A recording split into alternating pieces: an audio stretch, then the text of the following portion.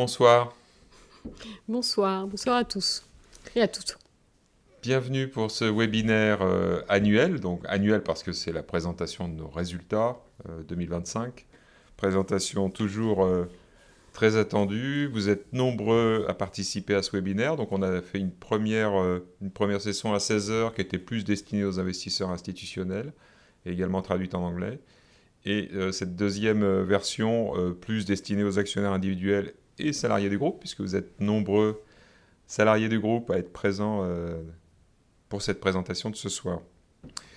Vous avez déjà reçu, et j'espère que vous l'avez quand même consulté, la lettre aux actionnaires numéro 122, à la fois en format digital, voire format papier, si la poste a été suffisamment rapide. Et on a mis à disposition en français le document d'enregistrement universel hier. Et pour certains d'entre vous, peut-être l'avez-vous déjà regardé. Donc nous sommes prêts à répondre bien évidemment à vos questions par rapport à ces deux documents. Nous commençons par les salariés du groupe en les remerciant pour leur engagement, leur fidélité, leur professionnalisme pendant ces années toujours compliquées et difficiles.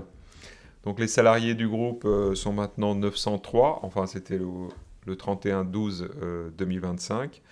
Et la différence du nombre dans les effectifs entre 2024 et 2025 est exclusivement due à l'arrivée des salariés de C2AI et de Kilinox qui avaient respectivement 42 personnes chacune pour les deux sociétés au 31-12-2025.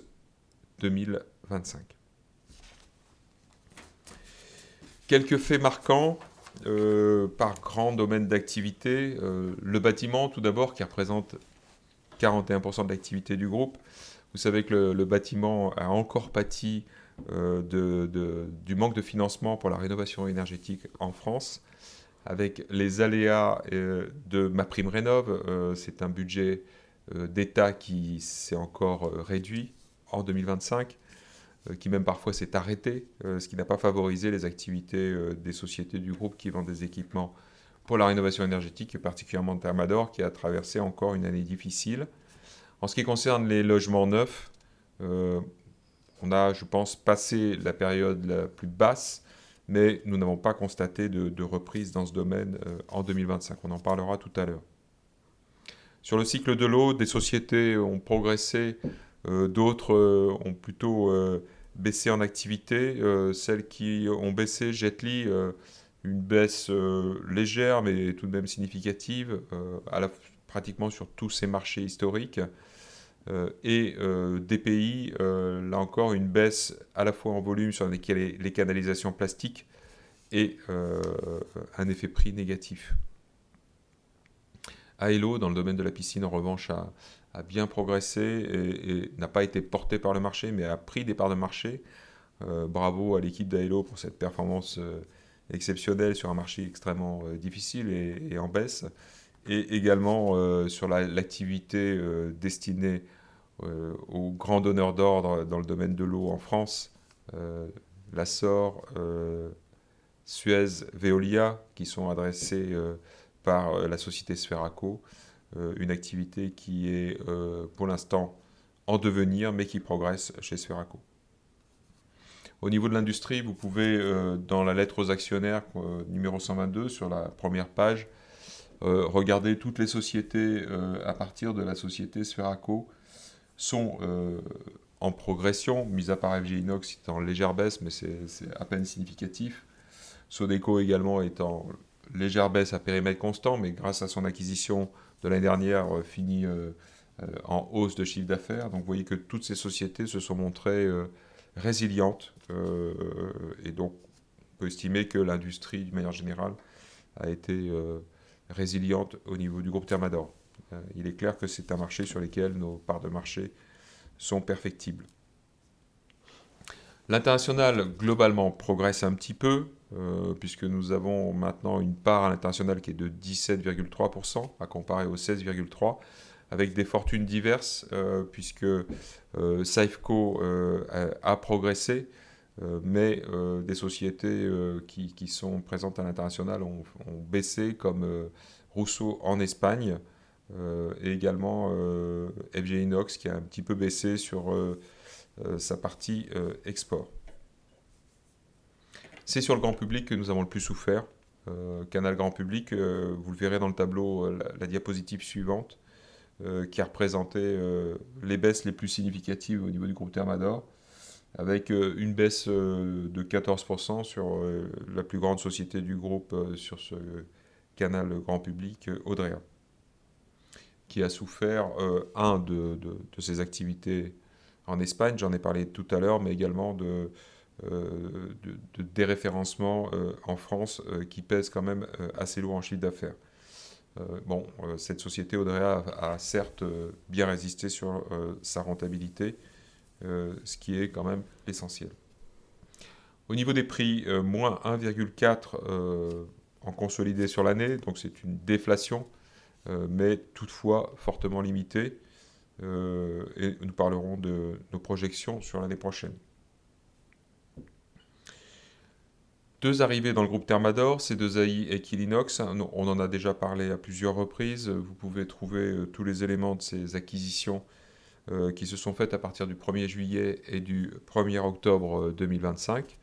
Donc des acquisitions qu'on a déjà évoquées dans les communiqués de presse que vous retrouverez sur notre site internet. Ces deux sociétés sont tournées vers l'industrie. C2AI est situé proche de Saint-Quentin-Fallavier dans la région lyonnaise et Quilinox en Espagne, comme vous le savez. Je crois qu'on a même des salariés Quilinox qui sont présents à ce webinaire. Je les salue. Des mouvements sur la gouvernance donc j'en parle là dans les faits marquants puisque ces réflexions sur la séparation des mandats ont démarré fin 2025. J'en parlerai plus en détail au moment des résolutions. Je ne vais pas m'appesantir sur le social et l'environnement puisqu'il y a une diapositive qui est spécialement consacrée à ces sujets tout à l'heure.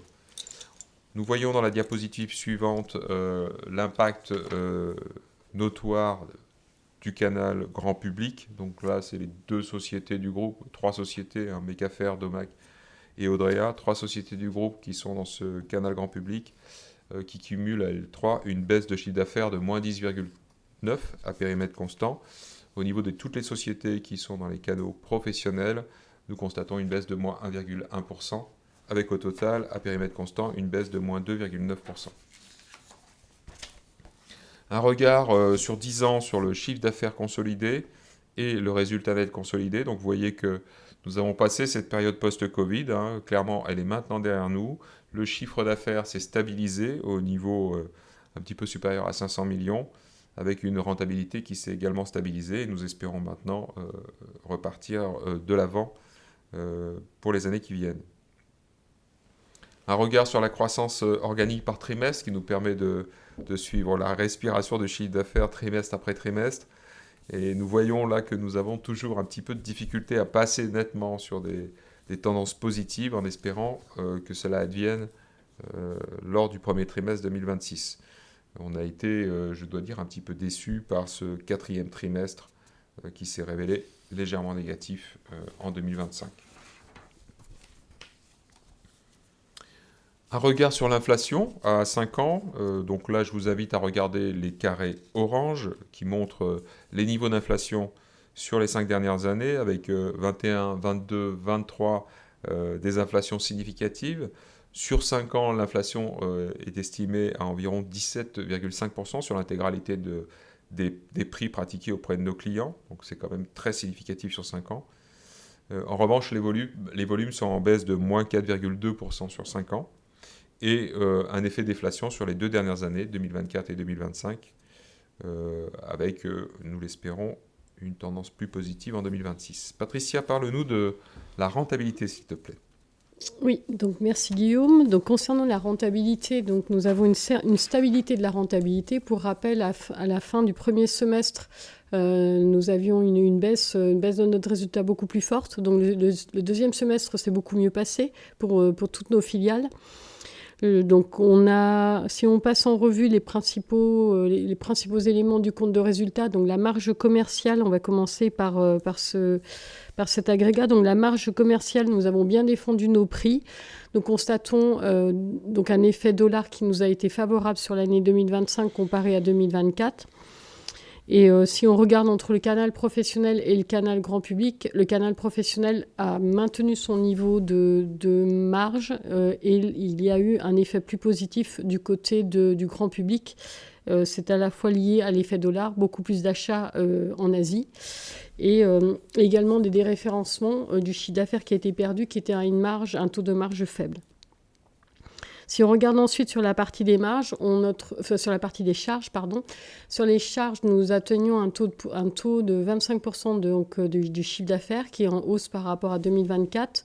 Le principal poste de frais concerne les charges de personnel. Donc nous avons maintenu les effectifs et une augmentation des salaires de l'ordre de 2,4% en moyenne dans nos filiales a conduit ce poste en augmentation. Et donc ça fera partie, donc on arrive à 13,2% et ça sera un des éléments, on a communiqué effectivement le chiffre d'affaires aussi par personne et ça fait partie des indicateurs que nous allons regarder de plus près. L'autre point, c'est que ça concerne aussi les charges de personnel. Nous avons l'impact de Quilinox et de C2AI dans ce poste de charge, puisqu'on a donc 84 salariés qui nous ont rejoints. Voilà, donc ça c'est pour la partie charge de personnel. Sur le résultat opérationnel, nous avons une stabilité du résultat opérationnel. Si on regarde la contribution de nos filiales, nous avons 5 filiales qui génèrent 83,6% du résultat opérationnel consolidé. Nous avions historiquement donc les 3 filiales historiques, Sferaco, Thermador et Jetly. Donc nous conservons ces filiales qui sont fortement contributrices à plus de 62%. Et nous voyons arriver Safco et Sectoriel qui nous apportent effectivement un résultat opérationnel significatif. Au-delà, on dépasse les 5 millions avec un taux de rentabilité qui est supérieur à 15%. Et si on regarde si on fait le même ratio entre 2024 et 2025, on était à 82,6 en 2024 pour ces 5 sociétés et en 2025, ce que je vous disais, 83,6. Donc ça montre une certaine, on va dire, voilà, il y a une corrélation entre les performances de ces 5 filiales et la tendance sur le résultat opérationnel du groupe. Il faut aussi signaler, si on parle du résultat opérationnel et de performance, nous avons 3 filiales qui ont présenté un résultat en perte cette année. Donc nous avons DPI, Axelair et Thermacome pour des raisons relativement différentes. Si on prend le cas de DPI, leur compte arrêté sans les impacts de la consolidation présentait en fait un résultat positif. Nous avons des écritures de consolidation qui ont fait passer le résultat des pays en négatif. C'est en lien avec le traitement du goodwill quand nous les avons achetés. Nous avons une dotation d'amortissement qui fait que nous constatons une charge en consolidation. Ensuite, nous avons donc Axelair. Donc Axelair, le volume le montant des pertes a baissé en 2025. Et 2026, la direction d'Axelair travaille sur un retour à l'équilibre. Et les premiers mois sont positifs pour l'instant. Donc, nous sommes confiants par rapport à l'atteinte de cet objectif. Concernant Thermacome, donc, c'est une société qui est active sur le marché du logement neuf, qui a une baisse du chiffre d'affaires de moins 8,9% en 2025. En dépit d'un travail sur les frais, n'a pas réussi à compenser la baisse en fait, du chiffre d'affaires et mécaniquement, ils ont présenté un résultat en perte à fin décembre et ce résultat a été également impacté par une écriture en consolidation, toujours suite à une dotation sur un impact du goodwill et donc mécaniquement, on a eu une augmentation de son niveau de perte. Ensuite, on avait potentiellement dans le résultat opérationnel l'apport du résultat opérationnel de Quilinox et de C2AI.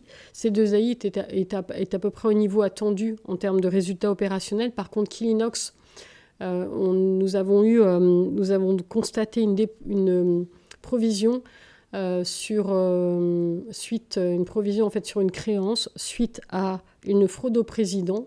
Donc le fait que Quilinox rentre dans le périmètre du groupe les a exposés et mécanique. Et ça a conduit effectivement à cette tentative de fraude. Donc il y a eu un virement bancaire qui a été fait de 398 000 euros, qui fait que nous avons décidé de provisionner le montant, même si la procédure est en cours, et que nous espérons, nous ferons en sorte de récupérer ce qui est récupérable. Donc voilà pour la partie rentabilité et résultat. Je vais passer maintenant sur je vais vous commenter la diapositive suivante, puisqu'on a coutume de regarder comment évolue le résultat opérationnel versus l'évolution du résultat net donc, du groupe. Et donc vous pouvez constater qu'on a une légère différence entre un moins 1, donc si on prend consolidé, moins 1,2% de baisse du résultat, à comparer à moins 1,5% au résultat net.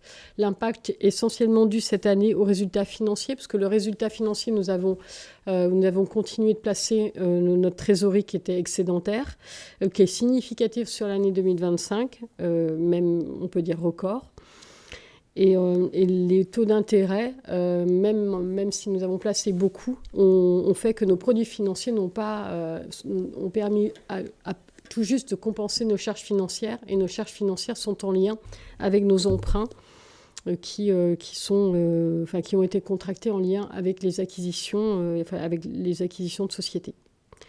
Quant au taux d'impôt, ce taux d'impôt, il baisse. Il baisse puisque nous bénéficions cette année de crédits d'impôt un peu plus significatifs qui sont en lien avec des crédits d'impôt famille et avec des dons de produits. Parce que nous avions déjà fait ça en 2024, nous avons continué en 2025 pour un montant un peu plus significatif. Et donc, ça nous a généré du crédit d'impôt.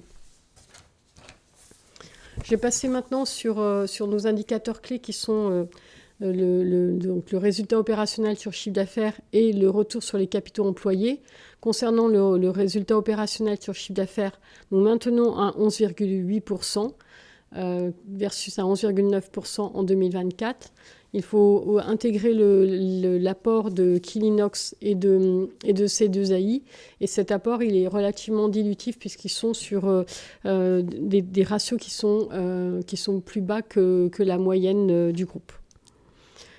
Concernant le retour sur les capitaux employés, nous sommes à un niveau de 16,4%. La trésorerie record nous a permis de maintenir ce taux. Le résultat également. Par contre, le fait que nous ayons eu C2AI Quilinox avec seulement 3 mois et 6 mois d'activité, finalement on a pris tout l'actif et le BFR d'une année complète versus une quote-part du résultat. Et ça explique cet effet un peu dilutif sur le retour sur les capitaux employés.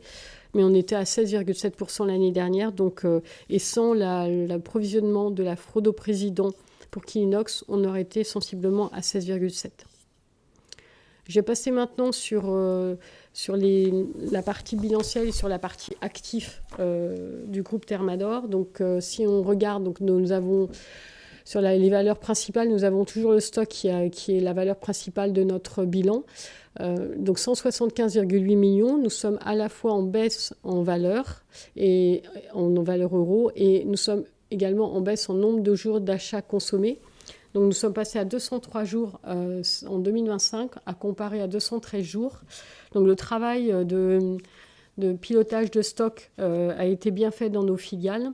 Il faut savoir que dans ce chiffre, nous avons également Quilinox et C2AI, on prend en fait le stock complètement, donc on aurait pu afficher une baisse plus importante versus 2024.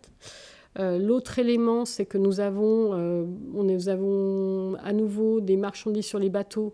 Donc à fin décembre 2025, nous avions 18 millions de marchandises sur les bateaux contre 24 millions. Et ça a un impact aussi dans le BFR, mais je le commenterai un petit peu plus tard. Donc voilà, donc ça c'est sur la partie stock.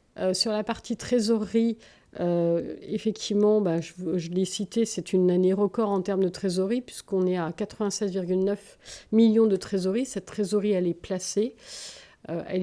Donc en compte à terme. Et donc nous avons Thermador Group et certaines filiales qui sont à l'étranger qui placent, notamment Sodeco. Donc ça concerne donc la trésorerie. Elle est à mettre en parallèle avec nos dettes, puisque nous avons des dettes qui ont augmenté cette année, puisque nous sommes passés à 41,1 millions. Et nous avons contracté 2 emprunts qui sont liés aux acquisitions à la fois de C2AI et de Quilinox. Et toujours des emprunts taux fixes sont garantis et sur 7 ans.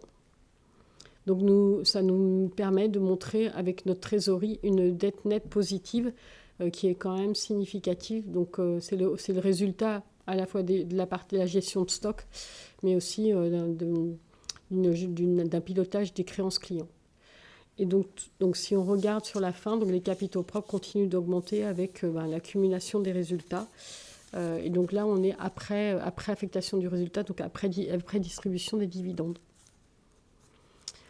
La diapositive suivante vous explique la génération de trésorerie, puisqu'on a généré, donc on a une variation de trésorerie à 36,7 millions. Donc nous avons généré 36,7 millions de trésorerie.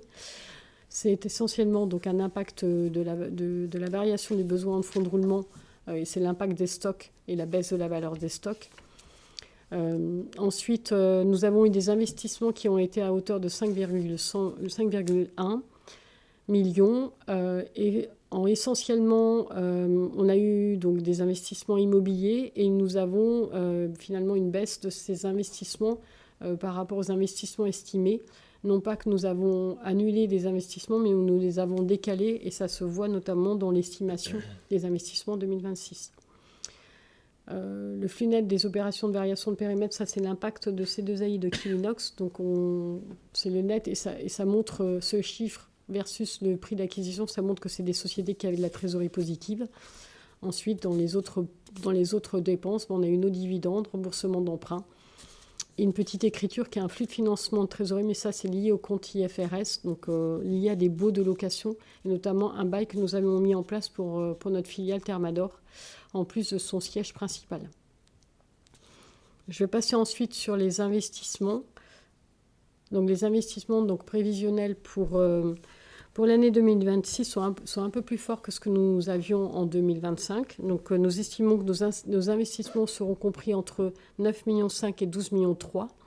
Dans ces montants, nous avons 6 millions pour la partie immobilière. Ça concerne Sferaco avec le projet d'extension d'une cellule supplémentaire pour accueillir une solution automatisée pour la partie logistique. Donc les travaux sur la partie informatique et automatisation ont commencé. Par contre, les travaux d'extension vont commencer et on commencera en fait à couler le dallage parce que c'est quand même une opération clé en septembre. Donc ça concerne Sferaco et Distrilabo. Donc c'est notre filiale qui est en Alsace, qui est locataire actuellement, et nous avons trouvé un bâtiment qui est très proche de là où ils sont situés. Et donc là, un terrain, et donc il va y avoir une construction également pour doter Distrilabo et l'équipe de Distrilabo d'un entrepôt, d'atelier, puisqu'ils font du parachèvement sur la partie en fait. Je vais retrouver, c'est pas les capteurs, c'est donc les thermomètres. Non, il y a un autre mot. Tu parles de distiller. Voilà, donc aide-moi. Manomètre. Voilà, j'étais capteur, il y a des capteurs de pression, il y a des thermomètres également et il y a des manomètres. Voilà, et notamment le montage de séparateurs sur les manomètres. Exactement. Donc ça va permettre d'accompagner le développement de Distrilabo. Dans les investissements également, nous avons beaucoup d'investissements parce que quand on prend les 6 millions, il nous en reste 6,3 millions. Et ces 6,3 millions, on les retrouve... on trouve en fait une partie importante qui concerne la digitalisation à la fois des entrepôts, mais également sur des développements informatiques en lien avec la facture et le déploiement de la facture électronique. Voilà, j'en ai fini maintenant sur la partie financière, donc je passe la parole à Guillaume sur l'extra-financier. Donc retour sur une diapositive plus détaillée sur le social et l'environnement. Alors tout d'abord, nous avons dépassé nos objectifs en moyenne, puisqu'on est à un taux de 102%, donc c'est un taux qu'on calcule sur 19 indicateurs sélectionnés qui correspondent à notre activité, qu'on a estimé les plus importants, sachant que dans le document d'enregistrement universel, vous trouvez quasiment un peu plus de 300 indicateurs extra-financiers maintenant. On en a choisi 19 pour vous simplifier un peu la tâche et nous la simplifier également et se focaliser sur ce qui nous paraît essentiel. Nous sommes donc à un taux d'atteinte de 102% en moyenne sur ces indicateurs et vous pouvez retrouver ces indicateurs à la page 21 du document d'enregistrement universel. Je vous invite, si vous le souhaitez, à nous questionner sur ces différentes performances. Je reviendrai sur certaines d'entre elles. CSRD, donc c'est notre deuxième rapport état de durabilité conforme à cette nouvelle réglementation européenne. La première, le premier rapport de durabilité a été vu par l'AMF, qui nous a fait quelques petites remarques qui nous ont amené à faire des petites modifications cette année. Vous savez, la réglementation européenne va permettre pour les sociétés de petite taille d'alléger ce reporting. Pour autant, nous resterons, nous, volontairement au-dessus. Nous nous situerons au-dessus du seuil de 1000 salariés, puisque nous estimons que la probabilité que nous franchissions ce seuil dans les années à venir est forte. Si des simplifications sont possibles au travers de cette réglementation, cette directive omnibus européenne, nous les saisirons bien évidemment pour alléger un petit peu ce reporting et le travail que ça suscite. À ce sujet, le coût estimé cette année pour le reporting, mais également pour le travail de fond que nous faisons pour diminuer notre impact, est d'environ 686 000 euros, à comparer à 830 l'année dernière. Donc si ça baisse un petit peu, c'est dû essentiellement à des formations que nous avons faites et qui n'étaient pas nécessaires de refaire cette année, enfin 2025, et également au fait que nous avions travaillé beaucoup sur la double matérialité en 2024, ce qui n'a pas été le cas en 2025. Et puis c'était notre premier état de durabilité aussi, oui. Donc ça a généré beaucoup de travail. Le taux d'absentéisme a légèrement baissé et c'est une satisfaction, même si nous sommes loin de notre objectif de 4%. Et nous pensons que cet objectif est parfaitement atteignable, puisque certaines de nos filiales, et nombreuses d'entre elles, sont à des taux inférieurs à 4%. Et nous allons donc travailler à celles qui sont à des taux supérieurs pour atteindre notre objectif collectif, qui bien évidemment aujourd'hui a des conséquences sur la productivité, sur les charges de personnel. Et donc c'est pour nous un indicateur social extrêmement important à suivre. 33% de femmes présentes au comité exécutif qui est constitué de 9 personnes et 32% de femmes présentes au comité exécutif élargi qui est constitué de 24 personnes aujourd'hui, dont tous les mandataires sociaux du groupe et la directrice du développement durable. On peut rajouter également dans ce comité exécutif élargi la DG adjointe de PB Tube qui participe à ces travaux au niveau du COMEX élargi. D'ailleurs, j'en profite pour dire que ce comité sera... Enfin, Alexandra Stratula rejoindra également ce comité en cours d'année 2026, puisqu'elle prendra progressivement la direction de DPI. Alexandra Stratula, qui est la directrice administrative d'Audrea actuellement. Donc voilà, encore une femme qui est promue dans le groupe Thermador et qui, au départ de Grégory Urpi, fin 2027, prendra un poste de direction générale d'une filiale. 96,4%, ça représente l'impact de nos produits dans notre impact global, dans notre empreinte carbone. Donc, c'est un rappel qu'on fait tous les ans en tant que distributeur. Si on souhaite vraiment diminuer notre empreinte, il faut absolument travailler sur nos produits et avec nos fournisseurs, ce qui prend beaucoup de temps et ce qui doit nous amener à travailler avec des perspectives long terme. Nous avons suivi cette année un process assez précis qui s'appelle Acte pas à pas pour bâtir une trajectoire carbone qui soit modélisée précisément et qui puisse nous permettre de mesurer nos progrès, voir éventuellement les difficultés qu'on pourrait avoir pour atteindre nos objectifs. Et ça a été un travail lourd. On a été accompagné dans ce travail par un actionnaire institutionnel parce qu'il était intéressé pour investir dans des sociétés engagées dans ces démarches. Et donc c'est un pas essentiel et important pour nous pour arriver à nos objectifs de réduction. Enfin, la publication de nos émissions carbone affiche une baisse de 7,7% en valeur absolue. Vous ne retrouvez pas cette baisse sur le scope 3 et dans les indicateurs qui sont à la page 21 parce que L'indicateur qu'on avait choisi sur cette page 21 est un indicateur d'émissions carbone par rapport au poids des produits. Et cet indicateur, du fait du mix produit, évolue défavorablement, lui. Pour information, certains de nos produits actifs qui consomment de l'énergie une fois qu'ils sont vendus à nos clients se sont développés, ce qui a un impact significatif sur les émissions carbone. Quand je parle de ces produits, c'est par exemple des ventilations mécanisées ou des pompes. Chez Accelère et chez Aello, par exemple.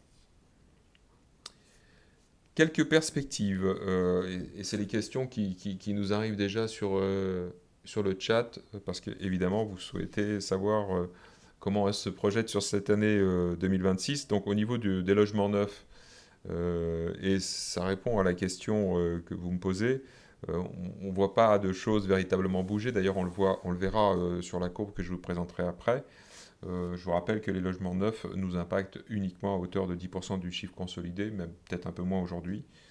Et donc, on constate toutefois que les pouvoirs publics ont la volonté de relancer la machine, puisqu'ils ont annoncé le souhait de construire 2 millions de logements d'ici 2030. Bon, c'est un vœu, je ne vais pas le qualifier de vœu pieux, mais d'un objectif très difficile à atteindre. Toutefois, on imagine quand même que ça peut redonner une dynamique sur ce secteur qui sera de toute façon bénéfique.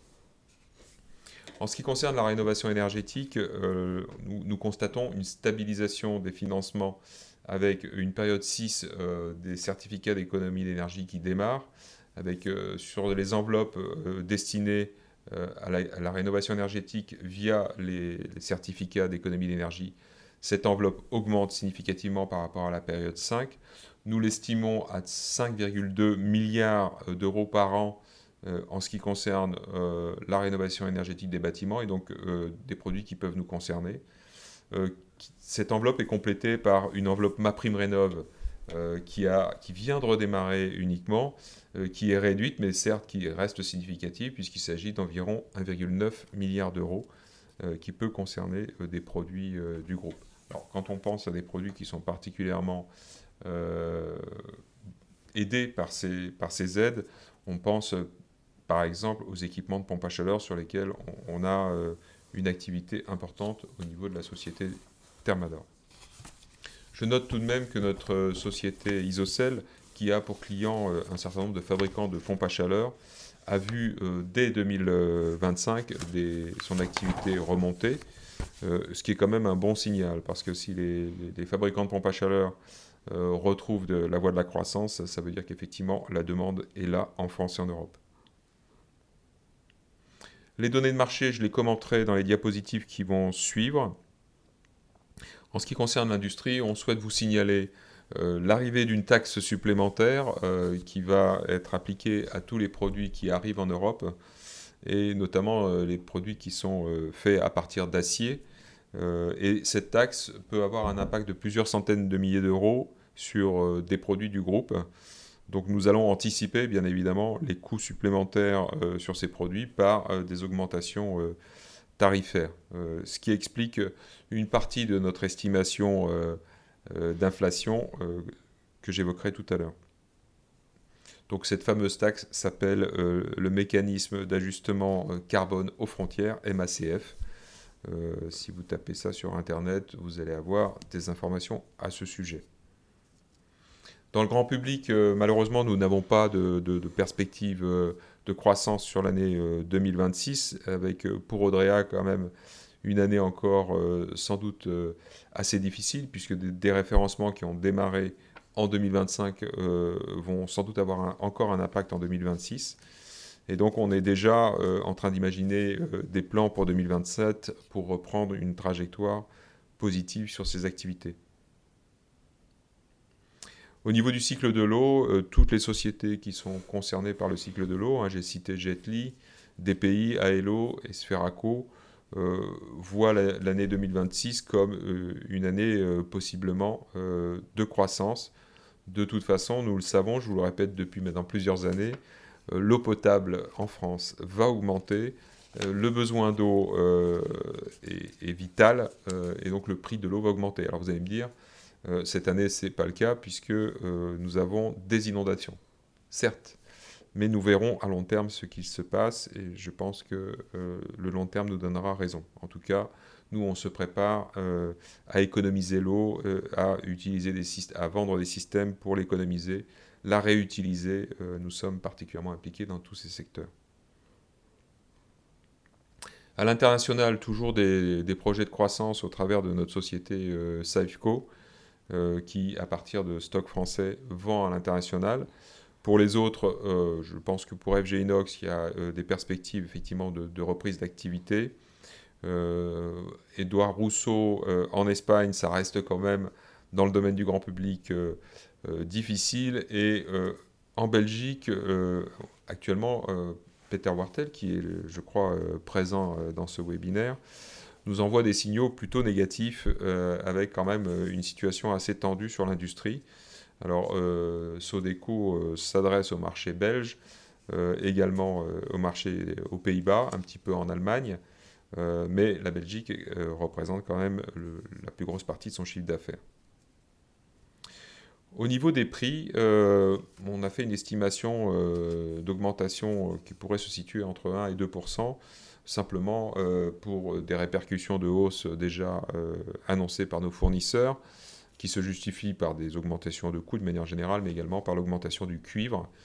J'en ai parlé tout à l'heure, MACF peut avoir un impact prix, va avoir un impact prix sur les prix répercutés aux clients. Et nous voyons que la situation internationale actuelle peut provoquer une augmentation, enfin provoque déjà une augmentation du pétrole et possiblement l'augmentation des matières plastiques. Les matières plastiques sont quand même très présentes dans les produits du groupe Thermador. Voilà, alors j'en profite pour reprendre la question qui a été posée dans le chat concernant ce début d'année et la pluie, les inondations. Est-ce que ça peut avoir un impact négatif pour le groupe Thermador? Pas du tout, plutôt un impact positif puisque nous sommes un spécialiste des groupes électrogènes au travers de deux sociétés, Domac et Mecafer, qui sont possiblement des fournisseurs de ces produits. Et je pense que ça peut effectivement avoir un impact positif pour eux au premier trimestre. Et nous sommes également un spécialiste des pompes pour vider les caves, pompes qui vont sans doute connaître une croissance en quantité sur ce premier trimestre. Et il n'y a pas d'autres activités. Alors peut-être que les travaux publics ont été gênés ou le seront sur ce premier trimestre, donc possiblement avec un impact négatif sur des pays. Mais mis à part ça, je pense que globalement, on ne peut pas dire que ça a généré une particulière tension au niveau de nos activités en France. Vous parlez également de Saint-Gobain qui dit que le neuf est à plat et que l'ancien repart. Alors, pour mémoire, Saint-Gobain, au travers de ses différentes sociétés, comme CDO, la PUM, la plateforme du bâtiment, par exemple, est un client très important pour le groupe. Et moi, je bois les paroles de Saint-Gobain et je suis forcément d'accord avec eux, sachant qu'on est un petit peu en décalage par rapport à eux, puisque Saint-Gobain s'adresse également aux premières œuvres du bâtiment, ce qui n'est pas notre cas. Et donc, si Saint-Gobain repart dans l'ancien, c'est très bien pour nous. Ça veut dire qu'on va repartir avec eux. Quelques éléments de marché rapidement pour vous laisser du temps pour les questions. Donc Coedis, le logement neuf, pardon. Donc là, vous voyez effectivement ce qu'on vient de raconter, c'est que le logement neuf, les mises en chantier ne bougent pas trop. Pardon, les permis de construire ne bougent pas trop, c'est la courbe bleue. En revanche, les mises en chantier marquent quand même une hausse significative en fin d'année dernière. Donc on va suivre ces statistiques d'une manière précise. Ça voudrait dire que le logement neuf repart tout de même un petit peu, avec un impact pour le groupe plutôt fin 2026 ou début 2027. Je vous rappelle que ça concerne principalement deux sociétés qui sont PB Tube et Thermacom. Coedis est un syndicat qui regroupe tous nos clients en sanitaire chauffage et en matériel électrique. Et donc vous voyez que les chiffres sont repartis à la hausse au mois de décembre et à nouveau se sont enrhumés au mois de janvier. Donc on n'est toujours pas dans un contexte de croissance auprès de ces clients qui sont très importants pour le groupe. Inoa représente les fournisseurs des grandes surfaces de bricolage qui sont toujours en négatif, y compris au mois de janvier 2026. Donc pas d'amélioration notoire dans ce marché-là, si ce n'est pour certaines niches de produits. Les indicateurs industrie montrent que le contexte reste stable en France et en Europe, puisqu'on a des indicateurs qui sont très proches de 50. Toutefois, comme je vous l'ai déjà dit, on a de l'espace sur les parts de marché pour continuer à grandir. Ce que je n'ai pas dit au niveau de l'international tout à l'heure, c'est que nos perspectives de croissance pourraient être relayées par des croissances externes, des acquisitions, puisque nos objectifs de croissance externe sont majoritairement focalisés sur des sociétés situées en Europe et actives dans le domaine de l'industrie ou du cycle de l'eau. Nos objectifs long terme restent les mêmes, à partir d'un plan qui est détaillé pages 10 et 11 du document d'enregistrement universel. Donc si vous n'avez que 2 pages à lire dans ce document, lisez ces 2 pages-là, et puis ensuite lisez quand même tout le travail qu'on a fait sur le reporting financier extra-financier, parce que c'est un travail très important. Vous avez dans ce document d'enregistrement universel, chapitre 1, l'essentiel à savoir. Mais vous voyez que sur les objectifs de croissance en chiffre d'affaires, on est en retard par rapport à ce qu'on avait prévu en 2019. Mais il nous reste la possibilité de faire de la croissance organique dès cette année, voire de trouver fin 2026 ou durant l'année 2027 des sociétés qui pourraient venir nous rejoindre. Un regard rapide au niveau du capital. Les nombres d'actionnaires ont augmenté, ce qui est toujours bien dans ce contexte. Donc on vous remercie d'être de plus en plus nombreux et fidèles à l'entreprise. Vous voyez que les actionnaires individuels sont parfaitement équilibrés avec les investisseurs institutionnels, environ 40-45% des deux côtés. Quand même à signaler parmi les actionnaires individuels Norman Rentrop, qui était un investisseur institutionnel et qui est maintenant une personne privée et qui est le premier actionnaire du groupe avec 9% du capital. Et il est partie prenante dans le pacte du Treuil. Le nombre d'actionnaires individuels, 9817, qui est un nombre très important pour une société de notre taille. Côté institutionnel, nous avons Fidelity, cet investisseur américano-anglais, mais plutôt américain qu'anglais, avec des fonds qui sont à la fois américains et anglais, qui augmente sa part dans le capital à 7,6%, et Crédit Mutual Equity, qui est stable à 6,9%, qui est incontestablement notre plus ancien actionnaire institutionnel, en tout cas significatif. Et l'arrivée de Amundi qui a franchi un seuil à 2% cette année avec un communiqué de presse pour vous en informer. La satisfaction sur cette répartition, c'est la remontée des salariés au travers du FCPE, des salariés actifs et des salariés retraités à hauteur de 6,9% puisque ça fait partie des objectifs. On souhaiterait à terme arriver à 8,5% du capital. Le nombre de transactions a augmenté. Vous voyez ce petit schéma que vous retrouvez page 54 du DEU, ce qui est une satisfaction puisque c'est extrêmement demandé de la part des investisseurs institutionnels. Au niveau des résolutions, nous proposons une légère augmentation de l'action. Vous savez que depuis que nous nous sommes introduits en bourse, nous n'avons jamais baissé la valeur absolue de l'action, ce qui est pour nous le plus important, et ça représente un taux de distribution de 43,9%. Je répondrai à la question qui nous compare à Air Liquide tout à l'heure. Le projet de dissociation des mandats. Donc, vous savez qu'au niveau des investisseurs institutionnels et des sociétés qui conseillent ces investisseurs, des sociétés en conseil de vote, les bonnes pratiques poussent de plus en plus à la séparation des mandats de président et directeur général. Et comme on a voulu s'aligner sur ces bonnes pratiques, on a pris l'occasion de la fin de mon mandat pour séparer ces deux mandats, président et directeur général. L'avantage que ça va pouvoir présenter, c'est que ça me donnera plus de temps pour m'occuper des sujets opérationnels qui sont nombreux actuellement. 2 demandes pour des renouvellements de mandats. Une demande de renouvellement pour Bertrand Chevalier, qui est salarié représentant des actionnaires des salariés administrateurs, des salariés actionnaires, je vais y arriver, qui a déjà fait un mandat de 4 ans et qui est candidat pour un nouveau mandat de 4 ans. et moi-même qui suis candidat pour le renouvellement de mon mandat d'administrateur. Et si vous me faites confiance pour ce mandat d'administrateur, je serai candidat le lendemain, durant le conseil d'administration, pour un renouvellement de mon mandat de directeur général pour 4 ans.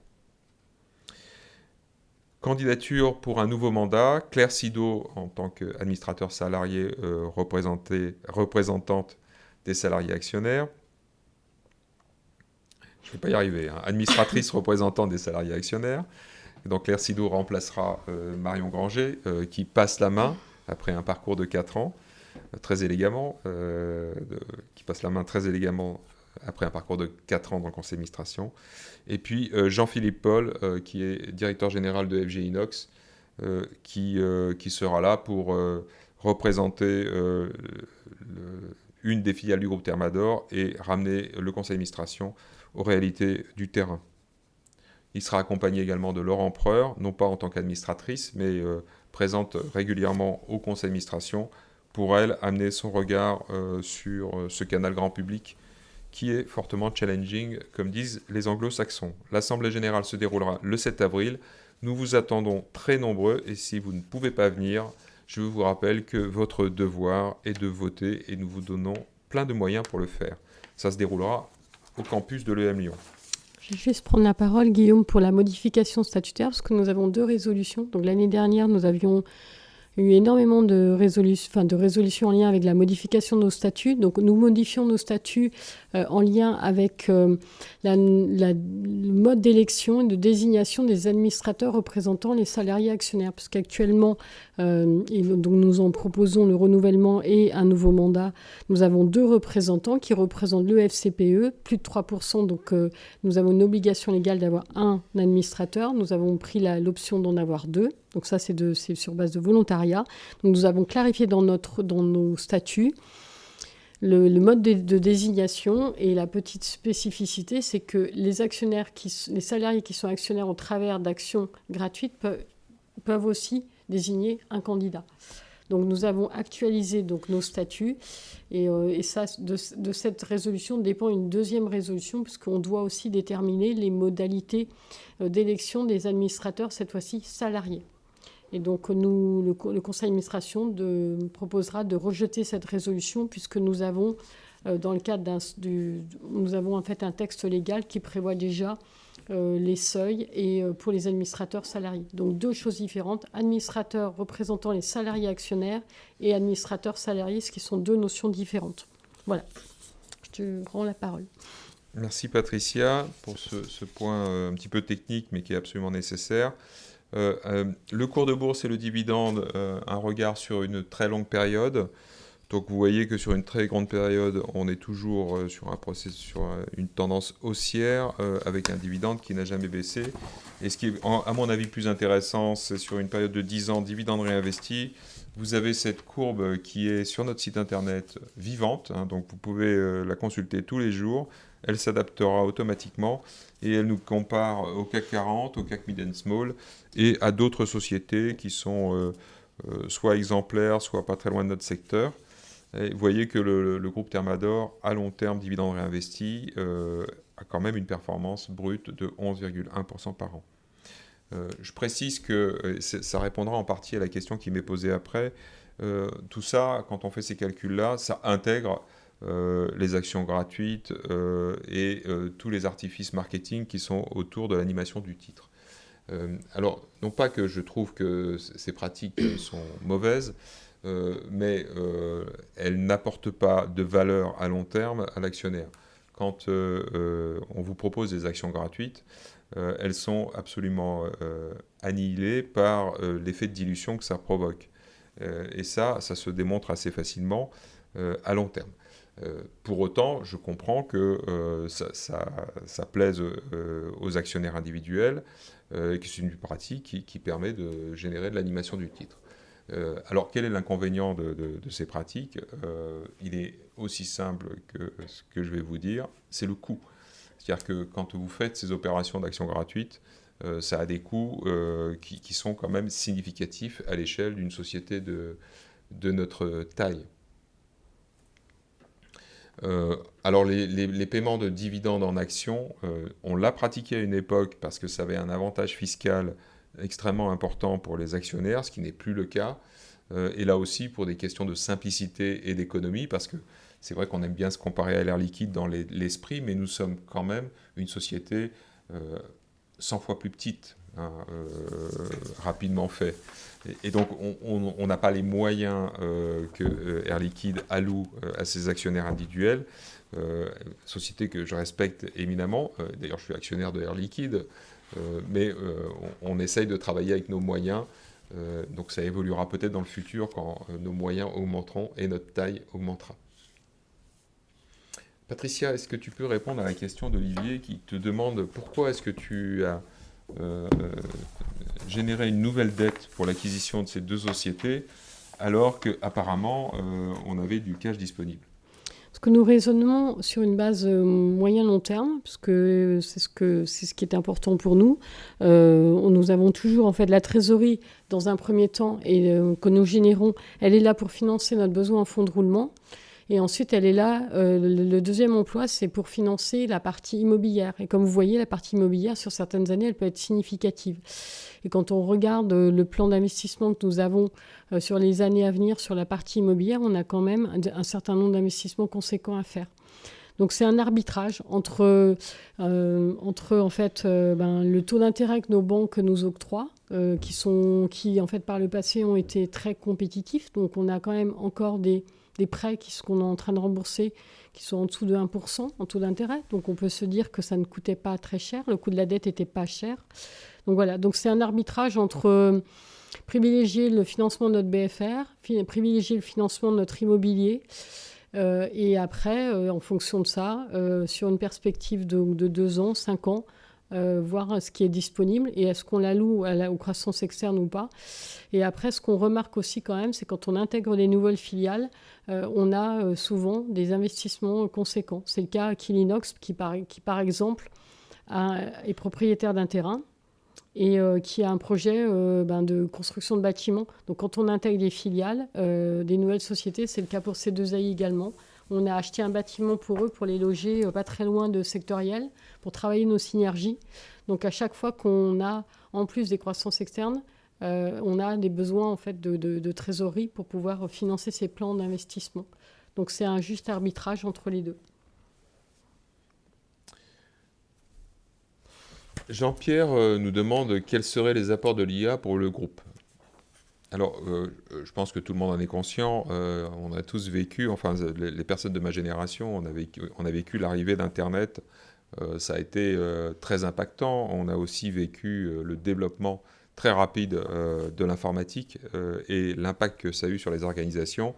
Il est clair que l'intelligence artificielle va avoir, à minima, un impact similaire. Je pense que l'impact sera même supérieur sur les organisations et sur la productivité.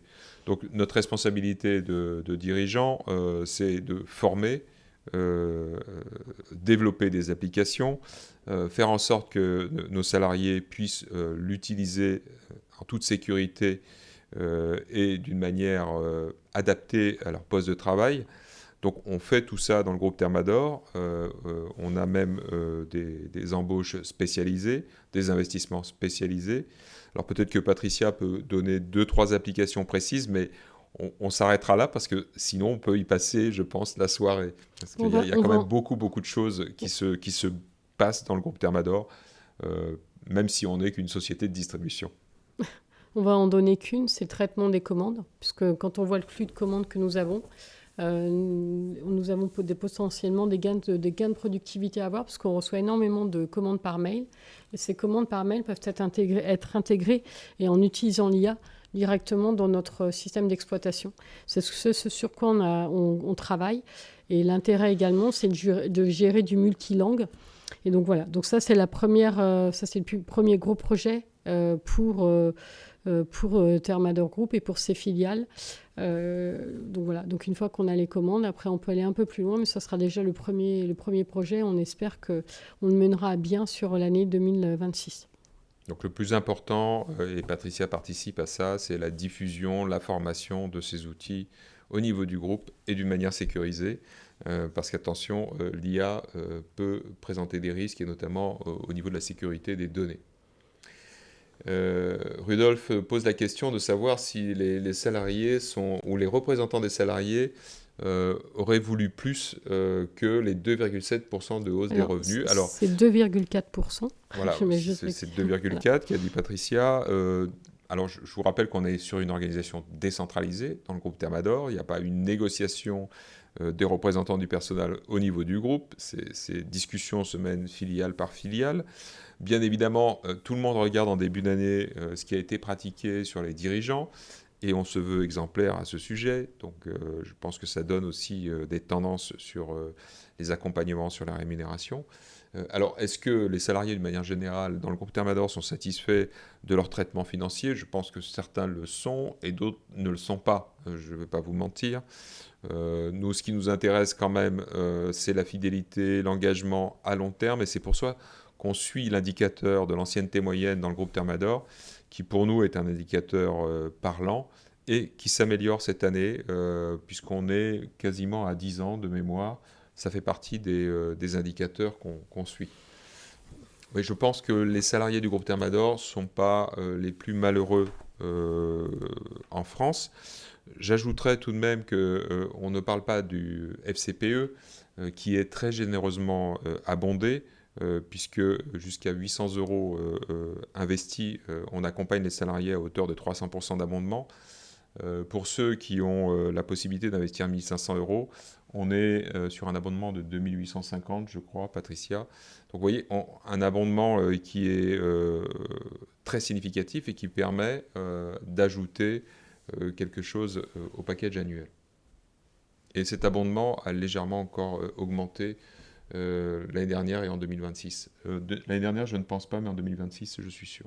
L'année dernière aussi. Chaque année, on l'augmente petit à petit. On revoit en fait, et on préfère augmenter les premières tranches pour en fait coller à tous les niveaux de salaire.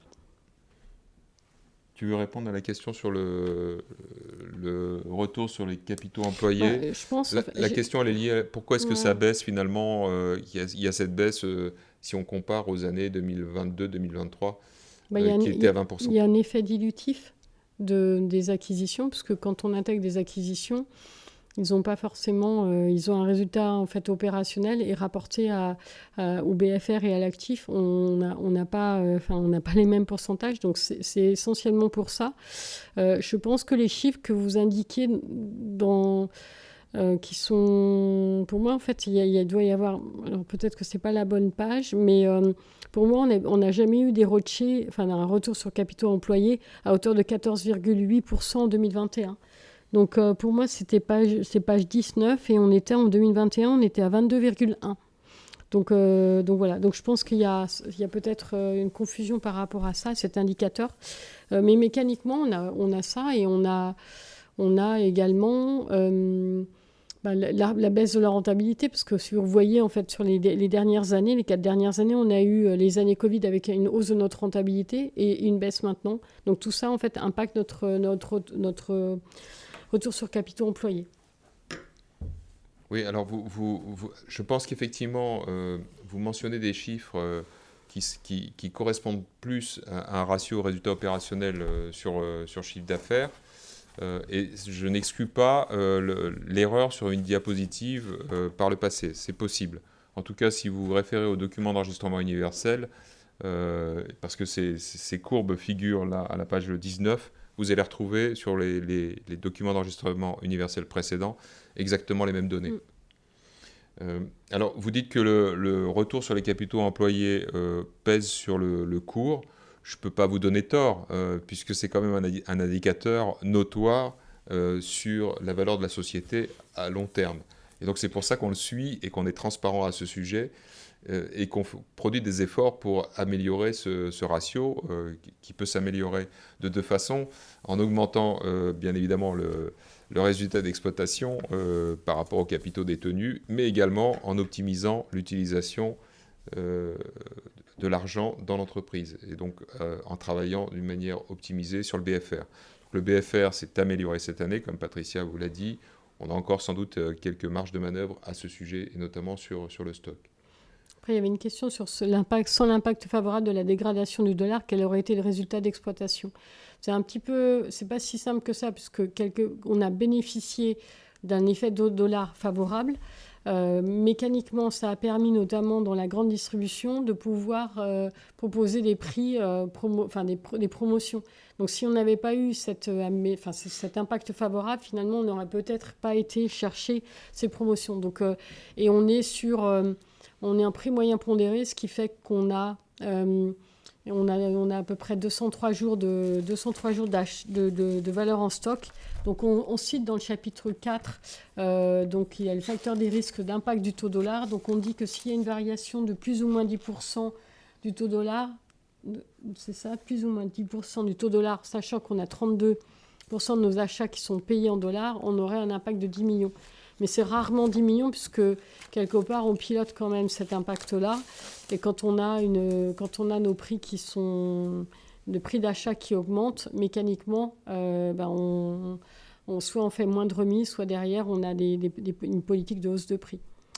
Le chiffre d'affaires par personne diminue à plus de 9% en 2025. Cette diminution n'est-elle pas inquiétante lorsqu'on voit que 56% de la croissance des effectifs est due à celle du personnel administratif et de la charge personnelle.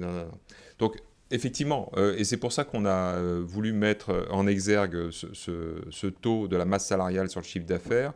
Patricia vous l'a dit, c'est un sujet qui est particulièrement l'objet de notre attention et on va faire le travail auprès des filiales pour que chacun retravaille sa productivité dans les années qui viennent.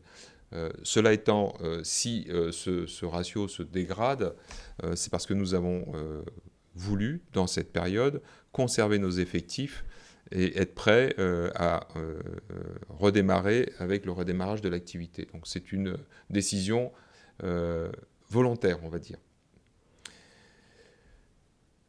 La prime rénov est au ralenti, cela vous impacte-t-il beaucoup? J'en ai parlé tout à l'heure, c'est compensé, on pense...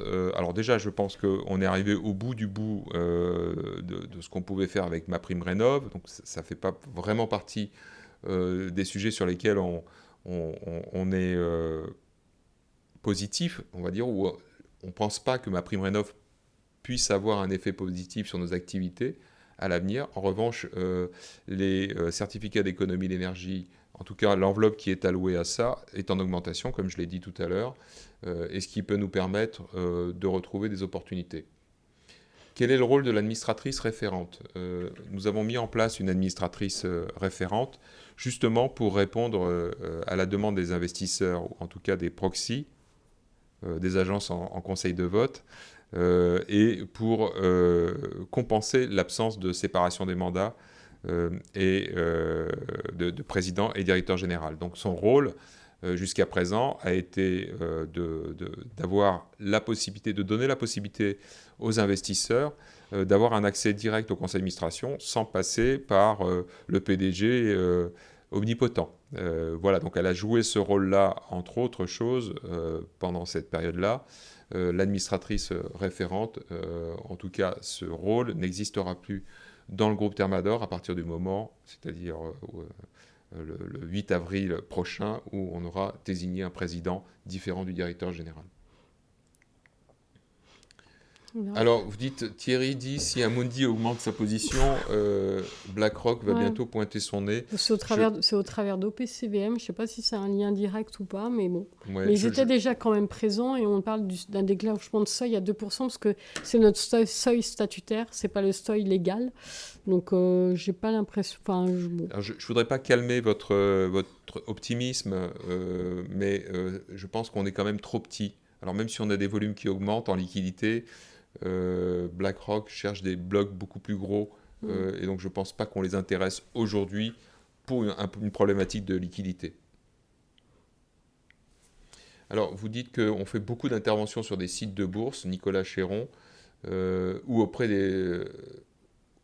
d'étudiants en commerce, de la com ou d'autres choses. Alors ce n'est pas une question, c'est une observation.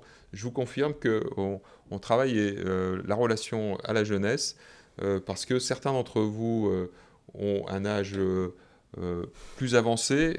Et donc, il est de notre devoir de toujours chercher à rajeunir notre actionnariat pour prévoir le futur. Pas que, c'est aussi dans la transmission, parce qu'on intervient quand même, à l'EMU on intervient, mais pas que. Mais c'est aussi pour transmettre la culture, cette culture financière. Donc c'est plutôt dans un rôle de transmission. On nous demande un dividende exceptionnel pour investir une partie de la trésorerie. Non, c'est pas ce qu'on a prévu de faire, puisque sinon on l'aurait mis dans les résolutions. Je pense que cette trésorerie excédentaire, pour le moment, va nous servir pour assurer le développement du groupe dans les années qui viennent et atteindre nos objectifs de croissance. Donc, je vous invite encore une fois à regarder la rentabilité dividende réinvesti, ce qui est quand même le juge de paix. Et vous pouvez même nous comparer à un certain nombre de sociétés en regardant cet indicateur sur le site internet, comme je l'ai dit tout à l'heure. Voilà. On a une petite question. J'ai constaté sur le mur d'image visite de site avec des actionnaires. Oui, non, merci de la réponse. Alors peut-être que derrière, il y a à un moment donné, il y avait ça, je ne sais pas, c'est dans le chat. Dans le chat, mais je suis sur les questions. Voilà, donc sur cette partie-là, est-ce qu'on a fait des visites de sites avec des actionnaires? Oui, de mémoire, il y a un moment. Voilà, donc est-ce qu'on repropose cette... en termes d'organisation, c'est pas toujours simple, mais voilà. On a fait des visites avec des institutionnels sur le site Thermador. On en fait assez régulièrement. Des visites de sites avec des actionnaires individuels, ça fait quand même très longtemps qu'on ne l'a pas fait, pour des problématiques de temps et d'organisation. Voilà, on en a terminé avec vos questions. Il est 19h08. Vous avez été très nombreux à suivre ce webinaire. On vous remercie beaucoup pour votre présence, pour vos questions. Il y a autour de la table, bien évidemment, des actionnaires individuels. Certains sont très fidèles, d'autres peut-être nous découvrent. Nous avons des salariés, des anciens salariés. Nous avons même l'honneur d'avoir des fondateurs du groupe que je salue parce que ça nous fait toujours plaisir d'être en contact avec eux. Et je termine ce webinaire en vous souhaitant une excellente soirée. Et on vous donne rendez-vous pour la communication sur le chiffre d'affaires du premier trimestre. Avant, il y a l'Assemblée générale du 7 avril. Donc, n'oubliez pas, parce que ça fait toujours partie de nos souhaits, c'est d'avoir le plus de votants possible. Donc, voilà. Donc, nous allons bientôt revenir vers vous avec les modalités de vote, les modalités de participation. Donc, voilà. Donc, on espère vous voir nombreux, et soit en physique, soit à distance, puisque l'Assemblée générale est aussi, en fait, en live. Donc, voilà. Merci beaucoup, puis bonne soirée à vous. Bonne soirée.